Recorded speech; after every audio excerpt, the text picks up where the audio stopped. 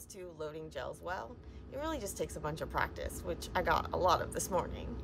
But here are some tips of how you can hopefully make your gel run well in terms of setting up the cassette and then pipetting in your samples and monitoring it out and all this stuff to hopefully have a nice page gel. So when you go to set up your gel, if you're using a precast gel, it'll probably have some sort of strip on the bottom or on the side. You want to pull this off or else conductivity won't be able to go through. Whether it's precast or self-cast, you're gonna have to pull out the comb. You want to try to do it as carefully as possible, just pull straight up. And you'll probably inevitably have a little bit where it's kind of, the wells are gonna go a little wonky. So you can take a pipette tip, take one of those loading tips, gel loading tips, and kind of just straighten anything out that's not straight. When you go to set up your gasket, it's really important that you make it so things don't leak. So if you're using like one of these BioRad Tetra Cell things, basically what I like to do is it has this ledge on the, like a ledge here that you want to make sure that it's going to be tight against the ledge. So you take your gel, put it down, I put it down in the bottom and then push up. You want to push up so that it's right on the ledge, but it's not overlapping the ledge. And then if you have your second gel or your buffer dam, like hold your finger on the one side and do the same with the other side. And now hold tight when you close this. This should prevent things from leaking, but not necessarily. So when you put your gel in the box, basically what you're gonna do is you're gonna fill up the inner well. So fill up this inner chamber with the buffer.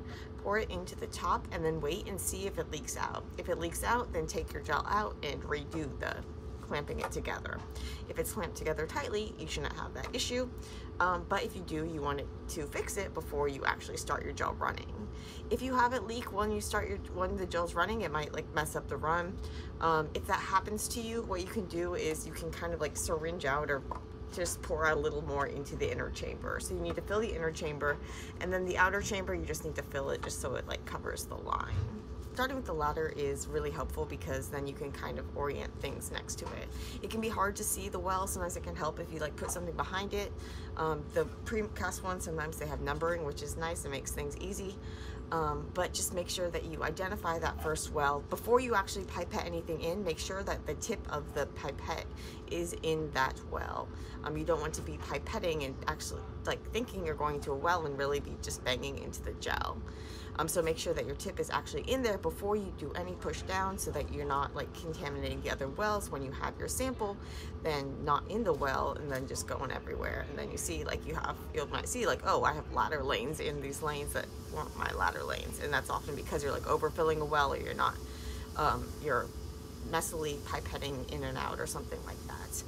So make sure that you're you only push down when you're in the well, and then you pull directly up from that well. I find it's easiest if I like take one elbow on here and then kind of like hold and support my other hand and pipette into the well like this. It helps keep your hand steady so that you're not like all shaking around and stuff. These gel loading tips are your friend. So unlike normal pipette tips, which are kind of like short and fat and wouldn't get into those gel rails really very well, these long ones are really nice for this. You can get right into the bottom of the well. This is really, really important when you're doing like a urea page gel or something where there's not going to be a stacking gel. So your samples are gonna kind of get a head start. If you have it like loaded up on the column, the sample that you load in like the top is gonna kind of, or the bottom, the first part of the part you pipette in is gonna have a head start.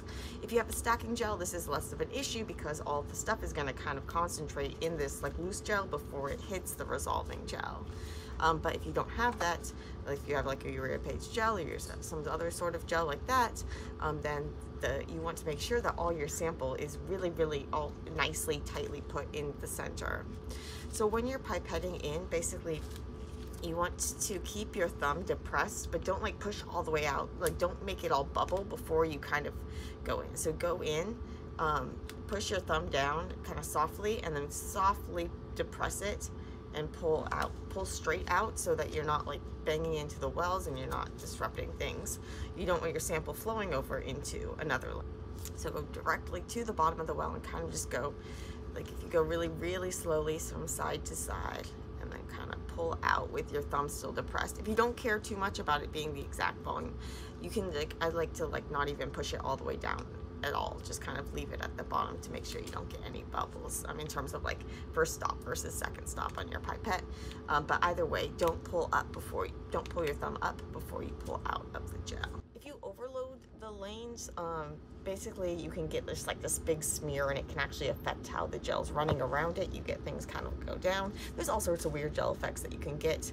Basically, don't overload your gel, and don't load more than the wells hold, or else the sample is going to go up into the other lanes. If your sample has potassium chloride, basically potassium is going to precipitate out with the SDS, and so you're going to get some kind of grainy stuff.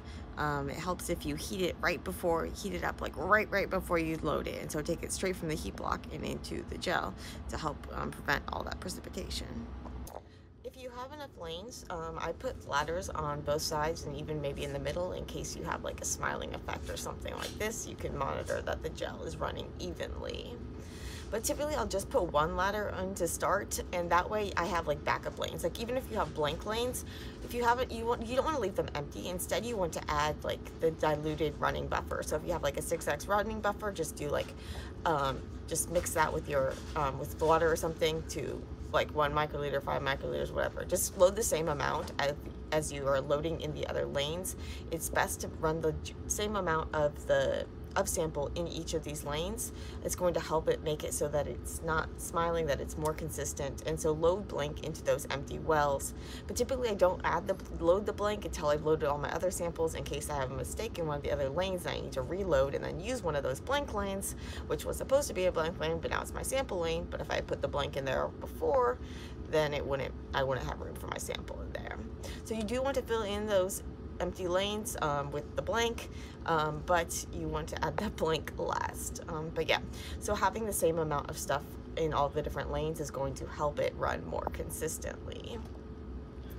It's also going to run more consistently if you don't like overheat it. So sometimes it's tempting to really amp up the voltage or amp up the amps, but basically you want to make sure that it's not overheating. If it's smoking or something, back down on the voltage. If you're having it it starts to run uneven, slow down the voltage, and it might help it not be smiling.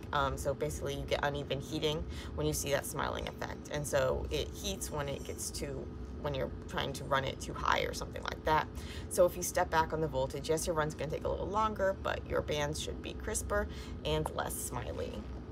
In terms of these boxes, so you can run like 4 gels in the boxes or just 1 gel in the box. You want to make it so that it's easiest for you to see things. So if you're just running a single gel and you have your buffer dam, it's easiest to load things if you have and watch the progression of the run if it's closest to you. And the way that these lids work is that they have like an orientation, so the lid is going to have to go like this. So typically I put the right one on the right side, and then I put the box like this when I'm loading. If you're running 4 gels, basically what happens is the box, it has this, there's only the electrode plugs or whatever are just going to go on this one. So if you're running 4, you have one with the plugs out and then one with like these solid ones. And you need to orient it so that the plug is going to go here. And then you have these metal pieces. Sometimes what happens is that these need to contact the screws on the back of the back one.